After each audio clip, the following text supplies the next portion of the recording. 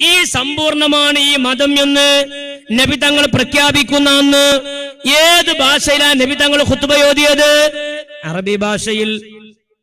പിൻകാലത്ത് ആരെങ്കിലും അറബിയല്ലാത്ത ഭാഷയിൽ ഖുത്ബ ഓതണമെന്ന് പറഞ്ഞാൽ എന്താ നമ്മൾ അതിൽ നിന്ന് മനസ്സിലാക്കേണ്ടത്? അത് സമ്പൂർണമായ പരിപൂർണമായ മതത്തിന്റെ നിയമത്തിൽ നിന്ന് പുറത്താണ്. അങ്ങനല്ലേ മനസ്സിലാക്കേണ്ടത്? ഇത് സമ്പൂർണമായ മതമാണ് എന്ന് നബി പ്രഖ്യാപിച്ച അന്ന് നബി തങ്ങൾ ചെയ്തത്, സ്വഹാബത്ത് ചെയ്തത് അറബിയിൽ ഖുത്ബ ഓതുക എന്നതാണ്. പിൻകാലത്ത് ആരെങ്കിലും അറബിയല്ലാത്ത മാതൃഭാഷയിൽ, അത് മലയാളത്തിലായാലും തമിഴിലായാലും തെലുങ്കിലായാലും കന്നഡയിലായാലും ഏത് ഭാഷയിലാണെങ്കിലും അത് ദീനിന്റെ നിയമത്തിൽ നിന്ന് പുറത്താണ്. ഇത് ഇന്ത്യ രാജ്യം ആയതുകൊണ്ട് അവനാന്റെ സൗകര്യം പോലെ അവനാണ് ചെയ്യാ. പക്ഷെ ദീനി എന്നതിന് പറയാൻ പറ്റൂല. എന്താ കാരണം? അത് സമ്പൂർണമായ മതത്തുനിന്ന് പുറത്താണ്. ദീന് സമ്പൂർണമായ സമയത്ത്, ആ പ്രഖ്യാപനം നടന്ന സമയത്ത് ഇങ്ങനെ ഒരു ഏർപ്പാടുണ്ടായിട്ടില്ല. നബി സല്ലല്ലാഹു അലൈഹി വസല്ലമയുടെ മുമ്പിൽ നിന്നിട്ട് സ്വഹാബികൾ ദീനിന്റെ നിയമങ്ങൾ പഠിച്ചു, നമസ്കാരത്തിന്റെ അഹ്കാമുകൾ പഠിച്ചു, ഇസ്ലാമികപരമായ ചര്യകൾ പഠിച്ചു, ഇസ്ലാമിന്റെ നിയമങ്ങൾ പഠിച്ചു. പ്രവാചകന്റെ മുമ്പിൽ ഇരുന്നിട്ട് സമസ്തക്കാരെ, പ്രവാചകൻ സല്ലല്ലാഹു അലൈഹി വസല്ലമ അറബിയിൽ ഖുത്ബ പറഞ്ഞു, സ്വഹാബികൾ അറബിയിൽ ഖുത്ബ പറഞ്ഞു. മലയാളത്തിലാണ് വഹാബികൾ ഖുത്ബ പറയുന്നത്. അതുകൊണ്ട് അവർക്ക് സുന്നത്യമാത്തുമായിട്ട് ബന്ധമില്ല നിങ്ങൾ പറയുകയാണെങ്കിൽ നേരെ തല തിരിഞ്ഞിട്ടാ വിഷയം കിടക്കുന്നത്. എന്താണെന്നറിയോ? നബി സല്ലല്ലാഹു അലൈഹി വസല്ലമയും സ്വഹാബികളും നടത്തിയ ഒരു ഖുത്ബയും കേട്ടിരുന്ന ആളുകൾക്ക് മനസ്സിലാകാതെ പോയിട്ടില്ല. എല്ലാ ഖുത്ബയും മനസ്സിലായിട്ടുണ്ട്. നിങ്ങൾ പറഞ്ഞ ഒരു ഖുത്ബയും നാട്ടുകാർക്ക് മനസ്സിലായിട്ടില്ല. അപ്പൊ ഞങ്ങളാണ് സ്വഹാബിത്തിന്റെ പാതയിൽ. ഇനി ഖുത്ബ മനസ്സിലാകണോ? വേണം. ആര് പറഞ്ഞു? നമ്മുടെ നാടുകളിൽ പള്ളി ദർസുകൾ പഠിപ്പിക്കുന്ന ചില കിതാബുകളുണ്ട്. നാട്ടിലൊന്ന് ഏട്ടിലൊന്ന്. അതാണ് ഇപ്പോഴത്തെ അവസ്ഥ. ആളുകളുടെ കാശുകൊണ്ട് കിതാബ് വാങ്ങി പഠിക്കും. ആളുകളുടെ വീട്ടിൽ പോയി ചെലവ് കഴിക്കും, ഭക്ഷിക്കും. ആ കിതാബിൽ എന്തുണ്ടോ സമൂഹത്തോട് തുറന്നു പറയാതെ മൂടി വെക്കുകയും ചെയ്യും. അത് സമസ്തയിലെ പണ്ഡിതന്മാരുടെ പ്രത്യേകതയാണ്. കാരണം കിതാബുള്ളത് തുറന്നു പറഞ്ഞപ്പോൾ ചിലപ്പോൾ തിന്നാൻ കിട്ടിക്കൊള്ളുന്നില്ല. ശരി, അവർ പഠിപ്പിക്കുന്ന പള്ളി ദർസുകളിലെ അല്ലെങ്കിൽ അറബി കോളേജുകളിലെ ചില കിതാബുകളിൽ നിന്ന് ഖുതുബയെ കുറിച്ച് എന്ത് പറഞ്ഞു നമുക്ക് പരിശോധിക്കാം. 10 കിതാബ്. അതാണ് ഏറ്റവും ചെറിയ കിതാബ്. അത്യാവശ്യം പിന്നെ നഹ്വും സർഫും മീസാന് സജ്ജാന് അജ്നാസ് സൂറ കുബ്ര ഇതൊക്കെ കഴിഞ്ഞാൽ പിന്നെ ഓതി തുടങ്ങുന്ന ആദ്യത്തെ ഫിഖ്ഹിന്റെ കിതാബ് 10 കിതാബാ. അതിലെന്താ പറയുന്നത് കേട്ടോളൂ? വതകൂനുൽ ഖുതുബതു ബലീഗതൻ. ഖുതുബ സാഹിത്യ സമ്പൂർണമായിരിക്കണം. നിങ്ങൾ അറബി പറഞ്ഞ നാട്ടുകാർക്ക് എന്ത് സാഹിത്യം? ഓർക്ക് നിങ്ങൾ പാട്ടുപാടിയാലും സാഹിത്യം തന്നെയായിരിക്കും. കാരണം എന്താ പാടുന്നത് നിങ്ങൾക്കും അറിയില്ലല്ലോ. ഖുതുബ എന്തായിരിക്കണം? ബലീഗതൻ. പിന്നെയോ ഖരീബൻ മിനൽ ഫഹ്മി. മനസ്സിലാകുന്നതിലേക്ക് അടുത്തതായിരിക്കണം. മനസ്സിലാകണം. മാത്രമല്ല മാഇലത്തൻ ഇലൽ ഖസ്രി. ചുരുങ്ങിയതായിരിക്കണം. ഇത് ഖുതുബയെ കുറിച്ച് 10 കിതാബിൽ വന്നതാ. ഇതാണ് അവൾ പറഞ്ഞത്, മനസ്സിലാകണം. അല്ലാണ്ട് അവിടെ ഭാഷയല്ല വിഷയം. ഇനി കേട്ടോളൂ, ഈ 10 കിതാബ് കഴിഞ്ഞാൽ പിന്നുള്ള മറ്റൊരു കിതാബാണ് മഹല്ലി. ഈ മഹല്ലി ഞാൻ അറബി വായിക്കുന്നില്ല. മഹല്ലിയുടെ പരിഭാഷയുണ്ട്. സമസ്തക്കാർ എഴുതിയ പരിഭാഷ. ആ പരിഭാഷ കേട്ടോളൂ. മഹല്ലിയുടെ പരിഭാഷയിൽ 2-ാം വാള്യത്തിൽ കാണാം, ഖുതുബ ചമൽക്കാരവും പൂർണ്ണവും മാന്യവും അതിന്റെ വാക്കും ആശയങ്ങളും സ്ഫുടവും ആയിരിക്കൽ സുന്നത്താണ്. എന്നാൽ മാത്രമേ അത് ഹൃദയങ്ങളിൽ ചെന്ന് തറക്കുകയുള്ളൂ. നിങ്ങളുടെ ഹൃദയങ്ങളിൽ എത്ര തറച്ചിട്ടുണ്ട്? തറച്ചിട്ട് അപ്പുറത്തുകൂടെ പോണോയിക്കൊണ്ടോ? എങ്കിൽ മാത്രമേ അത് ഹൃദയങ്ങൾ ചെന്ന് തറക്കുകയുള്ളൂ. ഇനി കേട്ടോ, ലളിതവും. എന്താ ലളിതം എന്ന് പറഞ്ഞാൽ? നിങ്ങൾ അറബിയിൽ ഇനി എന്ത് പദം ഉപയോഗിച്ചാൽ എന്താ?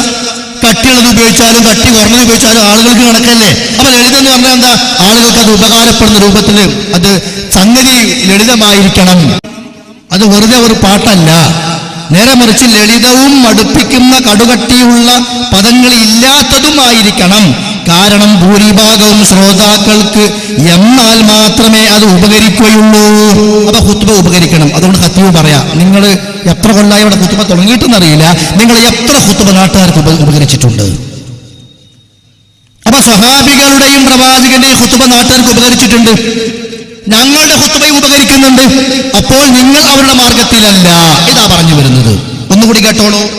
ചെറിയ പെരുന്നാളിന്റെ ഖുതുബയിൽ സദസ്യർക്ക് ഫിത്ർ സകാത്തിനെ പറ്റി ഉപദേശിക്കൽ സുന്നത്താണ്. ബലി പെരുന്നാൾ ഖുതുബയിൽ ബലിയെറുക്കുന്നതിനെ പറ്റിയും ഉപദേശിക്കണം. അതായത് അവയുടെ നിയമങ്ങൾ പറഞ്ഞു കൊടുക്കണം. എവിടെ? മഹല്ലിയിൽ. ഷാഫി മദ്ഹബിലെ കിതാബിലില്ലേ? പരിഭാഷ എഴുതി വെച്ചിട്ടില്ലേ? ഇനി നാട്ടുകാർ ചോദിക്കുക ഞങ്ങൾക്ക് എന്താ നിങ്ങൾ പഠിപ്പിച്ചതെന്ന്. ഇനി മുജാഹിദുകളാണ് മലയാളത്തിൽ ഖുത്ബ കൊണ്ടുവന്നത്. അതിന് മുമ്പ് ഇവിടെ പാരമ്പര്യമായിട്ട് അറബിയിലായിരുന്നു എന്നാ കേട്ടോളൂ. 1319 ഒരു റിപ്പോർട്ട്. 1319 പറഞ്ഞാല് ഇപ്പൊ 1400 ചില്ലറയാണല്ലോ. എന്ന് പറഞ്ഞാൽ 130 കൊല്ലം മുമ്പത്തെ റിപ്പോർട്ടാണ്. കേട്ടോളൂ. കന്നഡ ജില്ലയിൽ കാസർഗോഡ് താലൂക്കിലെ മുഹമ്മദൻ റിലീജിയസ് സൺഡേമുണ്ട് കമ്മിറ്റിയിലെ ഒരു മെമ്പറായ കെ കുഞ്ഞാലി ഷറൂൾ അവറുകളുടെ ഉത്സാഹത്താൽ മേപ്പടി താലൂക്കിലെ പുത്തൂർ ജുമുഅത്ത് പള്ളി 2-3 മാസത്തോളമായിട്ട് വെള്ളിയാഴ്ച ഖുതുബ തർജുമ ചെയ്ത് ഓദിക്കുന്നത് കൊണ്ട് ജുമുഅക്ക് വളരെ ആളുകൾ ഏറിയിരിക്കുന്നു. ഇങ്ങനെയുണ്ട്. അന്ന് മുജാഹിദ് ഉണ്ടോ? മുജാഹിദ് അന്ന് സംഘടനാ പ്രവർത്തനം വന്നുണ്ടോ? ഇല്ല. ഇത് അതിന്റെ 50 കൊല്ലം മുമ്പുള്ളതാ. അപ്പൊ ആരാ പഴച്ചവര്? ഖുതുബ മലയാളത്തിലാക്കിയാൽ പഴച്ചു എങ്കിൽ ഖത്തീബ് പറയണം. നിങ്ങൾ സംവാദത്തിന് വെല്ലുവിളിച്ച് മുങ്ങിയാ പോരാ, ഇതിന് നിങ്ങൾ മറുപടി പറയണം. സംവാദം ഇൻഷാ അല്ലാഹ് നടത്താം, നമുക്കൊരു എതിർപ്പില്ല. അങ്ങാടിപ്പുറത്ത് കക്കൂത്ത് പള്ളിക്ക് ജുമുഅ ഖുതുബ തർജുമ ആക്കി ഓതുന്നതിനാൽ കച്ചേരി പഠിക്കലും മറ്റുമുള്ള ജുമുഅത്ത് പള്ളികളിൽ ജുമുഅത്ത് കൂടുന്നവർ പലരും കക്കൂത്ത് പള്ളിക്കൽ വന്നുകൂടിയതായി പറയുന്നു. പഴയ മലയാളത്, ഇപ്പോഴത്തെ 100 കൊല്ലം മുമ്പത്തെ മലയാള.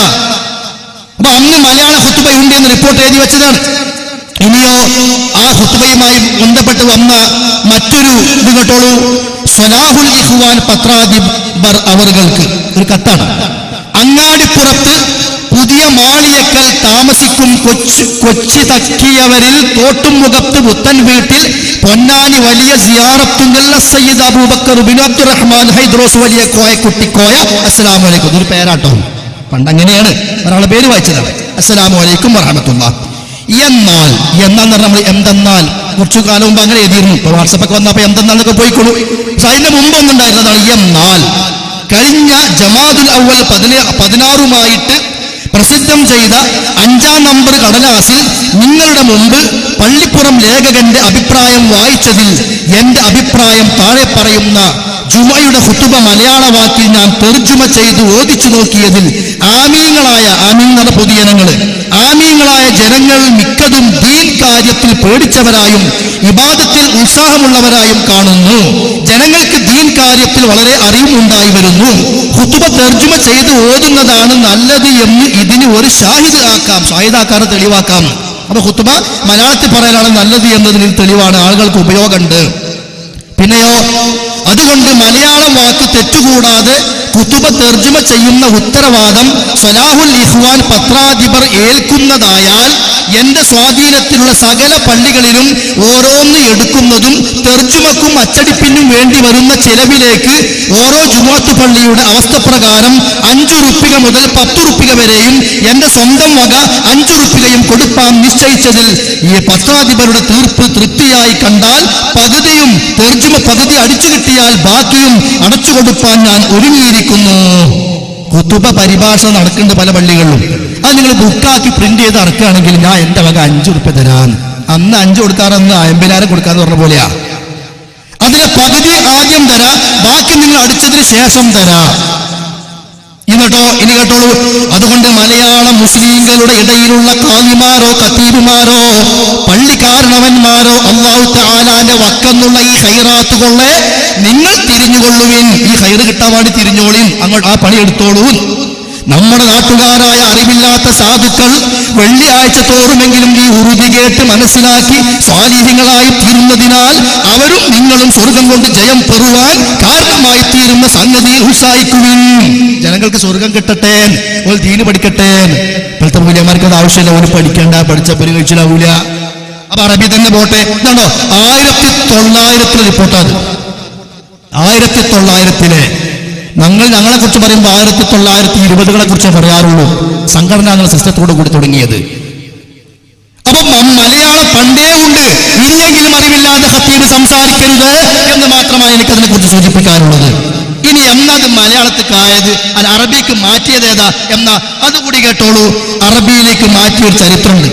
1947 പ്രമേയം, അതാണ് അറുപിന്തിരിപ്പൻ പ്രമേയം ഞങ്ങൾ പറയാറുള്ളത്. 1947 ഖുതുബ പരിഭാഷ നിരോധിച്ചു. കേട്ടോ, ജുമുഅന്റെ ഖുതുബയിൽ അറബി ഭാഷ അല്ലാതെ ഉപയോഗിക്കുന്നത് നല്ലതല്ലാത്തതും മുൻകറത്തായ ബിദ്അത്തുമാണെന്നും ഈ യോഗം തീർച്ചപ്പെടുത്തുന്നു. ഈ യോഗം മുസ്ലിയാക്കന്മാർ കൂടിയ യോഗം. അപ്പൊ എന്തിനാ യോഗം കൂടിയത്? അതിന്റെ മുമ്പ് മലയാളം ഉണ്ടായിരുന്നു. അതുകൊണ്ട് പല പള്ളികളിലും മലയാളത്തിലുണ്ട്, ഇന്നുമുണ്ട്. മഞ്ചേരിയിലെ മഞ്ചേരി അങ്ങാടിയുടെ ബസ് സ്റ്റാൻഡിന്റെ തൊട്ടു മുമ്പിലുള്ള സമസ്തയുടെ പള്ളിയിൽ ഇന്നും മലയാളത്തിൽ ഖുതുബ നടക്കുന്നു. വിശ്വസിക്കാൻ കഴിയോ? അപ്പോ അന്നത്തെ യോഗമാണത് എതിർത്തത്. ഇന്ന് ഖുതുബ പരിഭാഷ നടപ്പിലുള്ള ജുമുഅത്ത് പള്ളി ഭാരവാഹികളോടും ഖത്തീബുമാരോടും അത് നിർത്തൽ ചെയ്യാൻ ഈ യോഗം ഉപദേശിക്കുകയും ചെയ്യുന്നു. കണ്ടോ, മുടക്കുക, നിർത്തുക, അതാ നിങ്ങളുടെ പണി. അപ്പൊ ഞങ്ങൾ പുതിയ തുടങ്ങിയതല്ല, ഇത് പണ്ടേ ഉള്ള ഏർപ്പാടാണ്. കാരണം ഖുതുബയുടെ ആവശ്യം ജനങ്ങൾക്ക് സത്യം മനസ്സിലാകലാണ്.